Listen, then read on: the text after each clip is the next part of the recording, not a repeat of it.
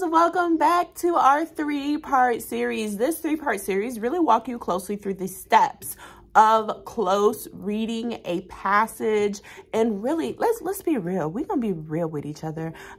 We all know that in most schools and most grades, we have to take some big test, whether that is an EOG or whether that is map testing or anything like that. And it can be nerve-wracking. It can be challenging to do these things. But when I have tools and strategies that I can use to make it easier for me to understand a complex text, to sit down, know what I'm looking for, really engage in the text in a way that is easy for my brain, it is going to make our lives so much easier. So these strategies that we have been talking about are major key, especially when I'm reading for a very specific purpose. So when I'm reading to answer questions, to write about a text, I can use these strategies to help me to get it done. Okay. So in the previous video, in part 1, we talked about pre-reading the text. So things we can do before we even start reading.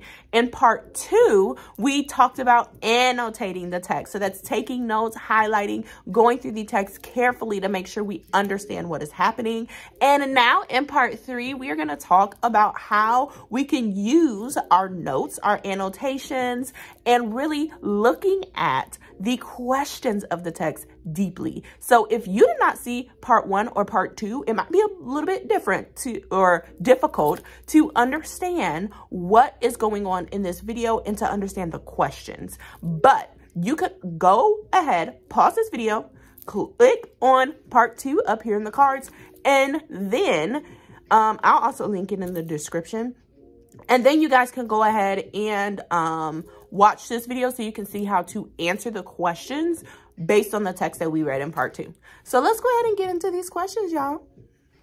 All right, y'all. So in the previous video, we went ahead and we read this text, A Winning Visit. We read through the text.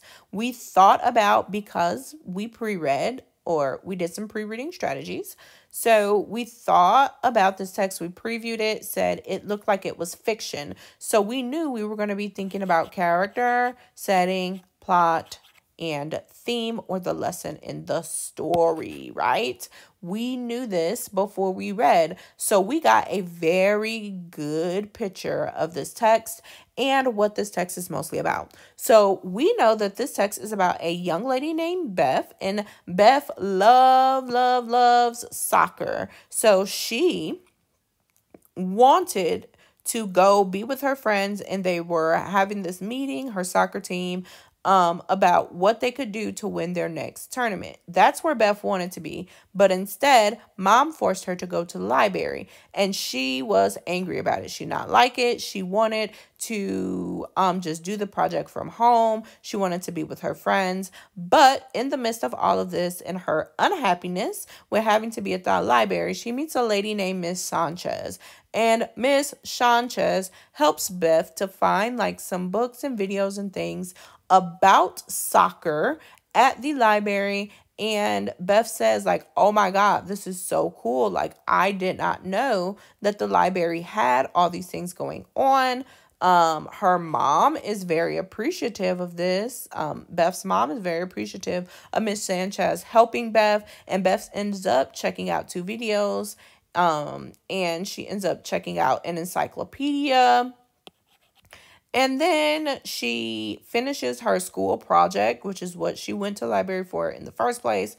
She finishes it. She gets a compliment from her teacher. And she also uses the things she learned about soccer to help her score a goal for her team. So when we looked here at this text, we said Beth learning, not to like judge a new situation or to try to experience new things, could be a lesson, since it seemed like her and her mom did not go to the library often. We also said that Mrs. Sanchez played a big role in the story. So maybe seeing like how other people can help us, how accepting helps from others is like a good way to help us to grow and to learn new things are all possible themes of the story. So we thought about these things. That's why pre-reading is so important. Know my structure, know my genre. I know what I'm looking for as I'm reading.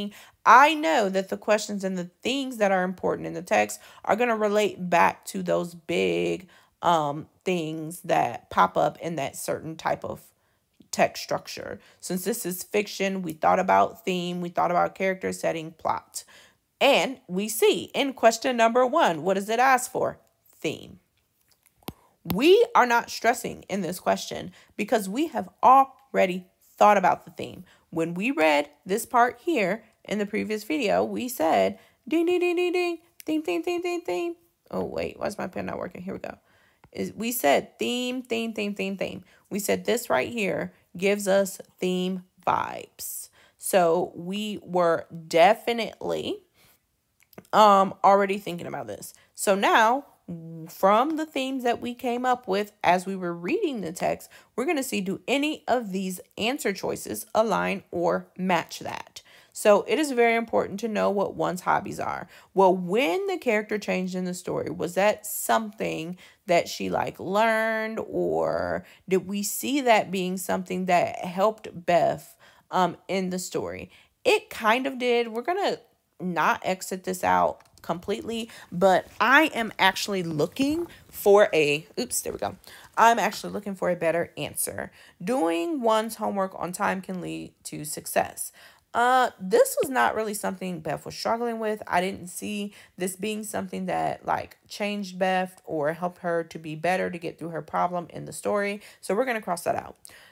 Sometimes success requires assistance from others. I am putting a big fat M next to this because Mrs. Sanchez was the other in the story. She helped Beth very much to be successful at her project. So this is one I'm really liking. And then D, libraries are the only place to find information for a project. This I'm taking out automatically because the word only, and we know Beth had said in the text, like, can I just go to the internet? Like, I should be able to do this from home. We are really liking this answer choice here. We're going to exit out A because Beth did not change from this. When I think about theme, I'm thinking about how a character changes. What's the lesson they learn? Beth doesn't really learn a lesson by saying that soccer is her hobby. Let's go ahead and go to question 2. What is question 2 asking us? What does Beth mean? So we're looking for the meaning when she says, I don't understand why I need to look up information in such an old-fashioned way. Well, what was she talking about when she said old-fashioned way? She was talking about the library. So the old-fashioned way that she's talking about is the library. So let's read our answer choices. Researching at the library is a new idea. And she was saying the library is old. So this answer choice saying it's a new idea, weak. Researching is outdated. Well, she said that she could research on the internet, and that doesn't sound outdated, so I don't think that's the answer. It says the library is not in style anymore. Well, old-fashioned and not in style anymore kind of mean similar things. So I am going to keep that one, but I'm looking for something that's a little bit better. And then we have D. Oops, sorry, y'all. We have D, and D says the library is not as up to date as the internet. So looking at each of these answer choices, I am going to go with answer choice D. And I say answer choice D because it says the library is not as up to date as the internet. And I know in the text she compared the library to the internet. Let's go ahead and read question 3.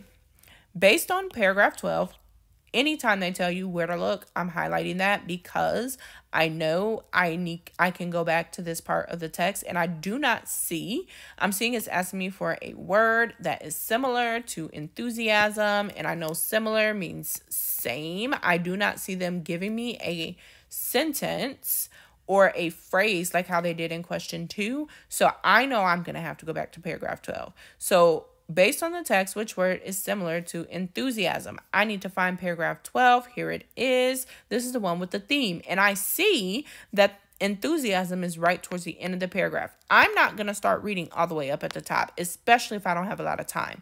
I'm going to go read this sentence that has enthusiasm in it, and I'm going to see if I can tell what enthusiasm means based off the sentence, okay? And I can go up a little bit more if I need to. I see enthusiasm is actually ending her quote, so I'm going to start at the beginning of the quote. I had no idea the library had so many different things to learn, different ways to learn about sports. That's cool, Beth said with enthusiasm. So that's cool shows me like she is happy. She feels excited. She also says like, I had no idea. So it's like she's kind of really excited that the library has these cool resources for her. So let's go back down here. I'm going to see, do I see a word on this word list that means happy? Note, I'm not reading these and saying, oh yeah, this one is the answer. I'm coming up with my own answer inside of my brain, and then I'm thinking which of these answers is close to the answer that I chose. Delight already, big M energy, because delight is very close to the meaning of happy. Steadiness, not happy. Surprise, not happy. Understanding, not happy. What's my obvious answer choice here? Delight. Because I read through this, I thought about how Beth might have said this. She said this like she's happy. And then I went ahead and I found a word that meant something similar to what I think. Very, very great strategy to get me straight to the answer.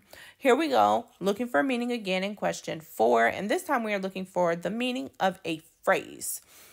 What is the meaning of the phrase? Asked Miss Sanchez brightly. Okay, so we're thinking about the meaning of this whole phrase. Asked Mrs. Sanchez brightly as it is used in paragraph 8. Now, hold on, pause. This is figurative language. If I see something, this is how they try to trip you up with figurative language. They give you a literal meaning of the phrase. So if I see something that shows literal meaning of brightly, I'm crossing it out automatically. Mrs. Sanchez is full of light. Literal meaning of brightly. This is not what they're talking about when they say she asked brightly. I'm crossing that out. Mrs. Sanchez is cheerful. She's moving quickly. She's very smart. Let's go to, they say paragraph 8. Let's go to paragraph 8 and see if we can find this phrase. Remember when we read the text, we highlighted this already and said it was figurative language because we know, excuse me, y'all. Shout out to us. We know figurative language is a big part of these questions. What is your topic? Asked Mrs. Sanchez brightly. With the place to start, we can find anything we need on the topic. When I read through this whole part, it seems like she is like optimistic.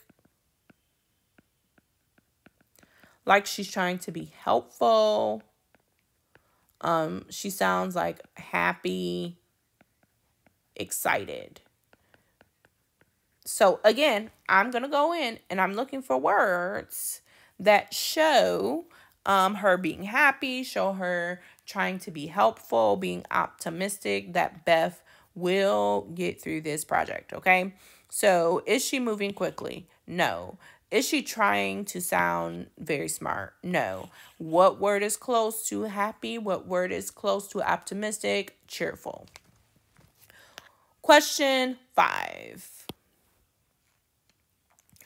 How does Beth feel about the library at the end of the selection? Y'all, I can see this question tripping my friends up because they just read this. How does Beth feel about the library? Oh, she thought it was old-fashioned. Oh, She thought it was better than soccer. And they just go ahead and they just start answering these questions, y'all. I could see myself making this mistake if I don't read through the whole question. At the end of the selection is major key here. We know in the story, Beth changed. She thought the library was like weak, not something, not a place she wanted to be. And then she ended up finding out that she actually could learn some really good things from the library, and it had like stuff that she was actually interested in. So let's find answering the question myself, then looking for an answer that matches what I thought. Let's find the answer choice that matches that. She thought it was old-fashioned. No, that's how she felt at the beginning. She thought it was better than soccer. No, Beth loves soccer. She doesn't think anything is better than soccer. She lives and breathes soccer. She thought it gave her useful information. She did say, that's cool. I didn't know that that the library had all of these different things. She ended up even using something she learned from the library to help her play in her tournament game. She thought it was a waste of time. That's how she felt at the beginning. Answer choice C, making the most sense. How are Beth and Mrs. Sanchez alike? So let's see. I need to make sure whatever I choose is something that was in the text. They both spend a lot of time at the library. I feel like this is automatically incorrect because Beth does not seem like she spends a lot of time at the library. They both play soccer. Never in the text did I hear them mention Mrs. Sanchez playing soccer. Both were excited about the resources in the library. I feel like this one is a good choice. I'm going to put an M by it for maybe, because I feel like this is a good choice because Mrs. Sanchez was excited in the beginning and then Beth became excited at the end, or they both are working on a project. I don't remember the text saying Mrs. Sanchez was working on a project. Don't see that anywhere in here. So I'm going to go with choice C. Again, we have 2 more questions, friends. Which detail from the passage most helps the reader infer? Infer, keyword here. That means we're going to be reading in between the lines. So which detail from the passage helps the reader infer that Miss Sanchez is a librarian? I'm going to pause and think. In the text, what helped me to know she was a librarian? Well, I know she asked Beth at the beginning of the text. She said, how can I help you? Well, who would ask, how can I help you in a library? A librarian. She also knew where a lot of the stuff was. Who would know where a lot of the stuff is in the text? A librarian. This is why I inferred or thought Mrs. Sanchez was a librarian. Let's see if any of those are answer choices here. Mrs. Sanchez looked at Beth and simply asked what she liked to do. That doesn't tell me she's a librarian. Well, let me show you these new videos. Oops, so she knows where stuff is. We just added to our. She's acting like she's part of library gang. So I'm loving this one right here. I'm gonna put a big fat M for maybe. Our collection, said Miss Sanchez. I like this one. She readily followed Miss Sanchez to the shelves. This she is talking about Beth. This is not helping us to know that Mrs. Sanchez is a librarian. You can learn about anything in a library. Miss Sanchez said, this sounds like something a librarian would say, but it does not give me concrete proof that she's a librarian. I'm going to go with B because she knows where the stuff is and she says our. So it's letting us know that she's a part of library gang up in this thing. Okay, let's look at our last question, question 8. How did Beth's research help her soccer team win the tournament? I think I'm going to use just a little bit of context, or not context, but common sense here. So what of these answer choices helps her team win the tournament and is in the text? Beth found information about countries around the globe in the text, does not help her team win. Beth found interesting facts about the history of soccer in the text, maybe could help her team win. Let's keep reading, see if we see something better. Beth learned that soccer was a hobby. In the text, does not help her team win. Beth scored a goal for her team in the text and help her teams win is money, dude. So here we see how the things that we did at the beginning, the pre-reading steps that we took, helped us to really be able to go through these questions with a deeper understanding and being able to move through them like that, being able to comprehend the text at a much deeper level because we did all that pre-work in the beginning. Y'all, I hope this was helpful to you. If you gained something from it, if you have any questions, feel free to ask, and I will be back with another banger sooner than later. See y'all later.